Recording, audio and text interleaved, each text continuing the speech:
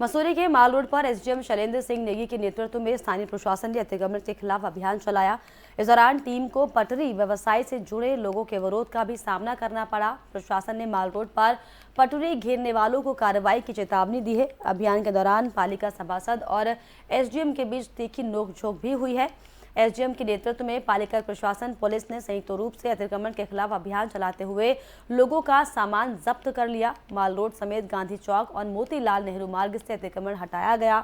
मोतीलाल नेहरू मार्ग पर अवैध दुकानों को ध्वस्त किया गया है। वहीं माल रोड पर आपको बताएं कि पटरी व्यवसाय से जुड़े लोगों ने अभियान का विरोध करते हुए आरोप लगाया कि बार बार पटरी व्यवसाय से जुड़े लोगों को अतिक्रमण के नाम पर परेशान किया जा रहा है।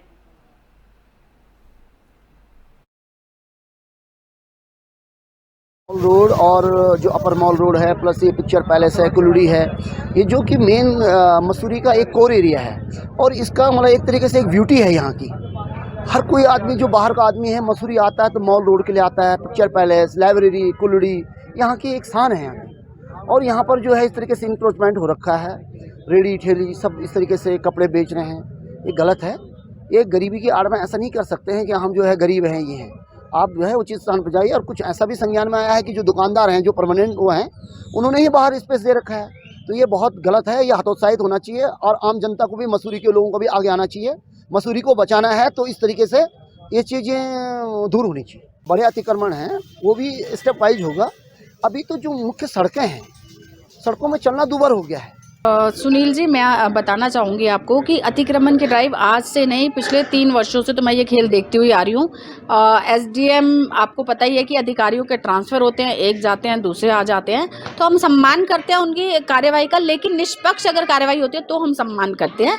आप देख सकते हैं कि ऐसे कई आज जो मुझे पता चला है, लाइब्रेरी मार्केट में मुझे कुछ दुकानदारों ने बताया 10-10, 20-20 हज़ार के चालान काटे गए हैं, वेंडर्स के ऊपर कार्रवाई की गई है। तो ये इनको शय भी तो पालिका की तरफ से दी जाती है। अगर वेंडर्स अगर बैठे हैं तो बिठाया किसने? पालिका ने बिठाया, और आज पालिका ही हटा रही है। तो पालिका ने एक ट्रेंड बना लिया, एक पॉलिसी बना दी है कि उन्हें नियमानुसार कोई काम करना ही नहीं है। जैसे कि चिन्हीकरण करके तरीके से एक वेंडर जोन बना के उनको प्रॉपर तरीके से बिठाया जाए, वो पालिका करती नहीं है। पालिका हर थोड़े समय पे ड्राइव चलाती है और बोलती है सरकार की ड्राइव है या फिर किसी एसडीएम की ओर से ड्राइव है, लेकिन ये चिन्हीकरण तो पालिका द्वारा ही किया जाता है ना। तो पालिका अपनी तानाशाही कर रही है, मनमानी कर रही है, जिसे जो उन्हें लगता है कि उनका वोट बैंक नहीं है, ऐसे लोगों को चिन्हित करके उनके ऊपर कार्यवाही की जाती है, जिसका मैं विरोध करती हूँ।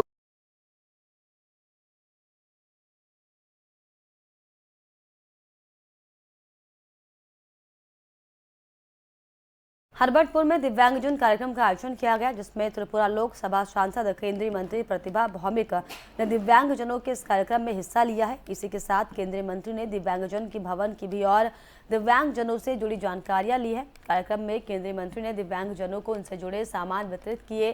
कार्यक्रम में दिव्यांगजनों से जुड़ी संस्था के कई अधिकारी मौजूद रहे।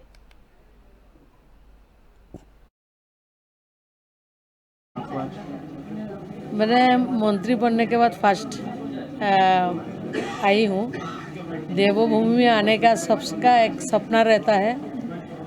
मेरे को भी भूमि ने बुलाया है और यहाँ पर डीडीआरसी में आने का अवसर मिला। दिव्यांगजन भाई बहनों से बात करने का अवसर मिला है। अच्छा लगता है वो काम करने के लिए।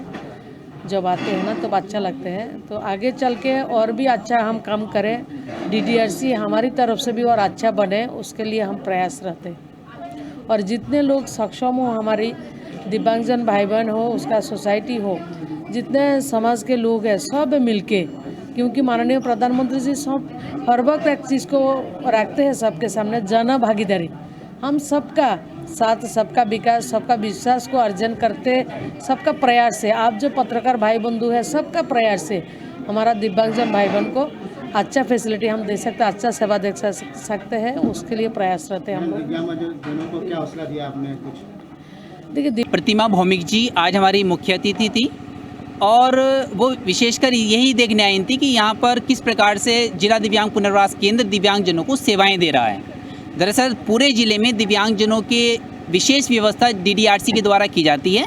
जिला दिव्यांग पुनर्वास केंद्र दिव्यांगजनों के एड्स अप्लायंसेस से लेकर के उनके स्वावलंबन तक की प्रक्रियाएं हमारा डीडीआरसी करता है, जो कि मुनीशाबा सेवा सदन पुनर्वास संस्थान के सहायता से चल रहा है।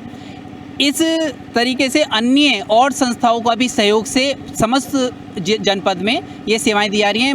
माननीय मंत्री इसी चीज़ के लिए यहाँ अपने इंस्पेक्शन पर थी कि किस प्रकार से सेवाएं क्या दिव्यांगजनों तक उचित प्रकार पहुँच रही हैं या नहीं पहुँच रही हैं, इस प्रकार से उनको यहाँ देखना था। पहली बार आई उत्तराखंड में? मैडम पहली बार ही आई हैं, त्रिपुरा से लोकसभा सांसद हैं, तो संभवतः हाँ पहली बार ही हैं। आपका नाम और आपका पद? मैं अनंत प्रकाश मेहरा, जिला दिव्यांग पुनर्वास प्रबंधक हूँ, संचालक हूँ और नोडल अधिकारी हूँ।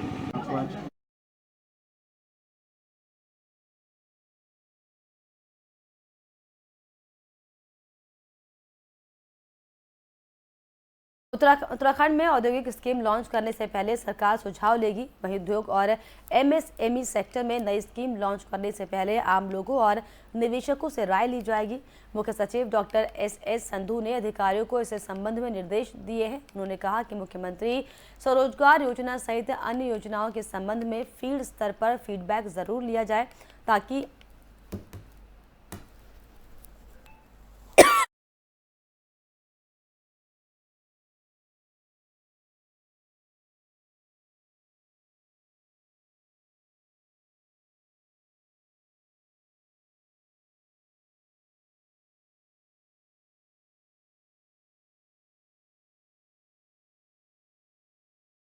उद्यमियों की ओर से योजनाओं का अधिक से अधिक लाभ लिया जा सके।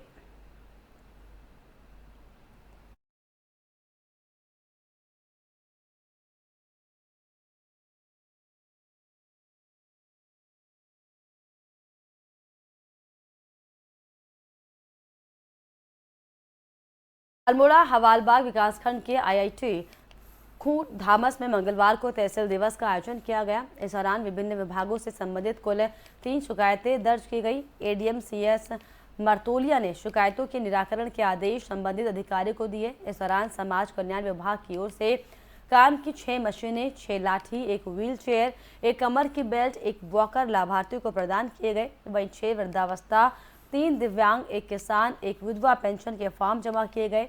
स्वास्थ्य विभाग की ओर से 55 लोगों का स्वास्थ्य परीक्षण कर दवाइयां वितरित की गई। पशुपालन विभाग ने 17 पशुपालकों को दवाइयां वितरित की हैं। इस मौके पर एसडीएम गोपाल सिंह चौहान, परियोजना निदेशक चंद्रा फरत्याल समेत कई विभागों के अधिकारी और पंचायत प्रतिनिधि भी मौजूद रहे।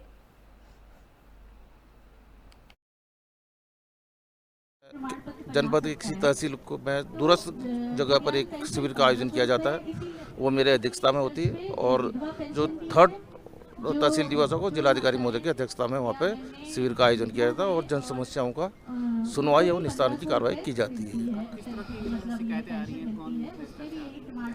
यहाँ पर विभिन्न प्रकार की समस्याएं आती हैं, समाज कल्याण से संबंधित है, बाल विकास से संबंधित है, सड़क, पेयजल, विद्युत, तो सभी समस्याएं हम सुन रहे हैं और उसको निस्तारण का प्रयास कर रहे हैं।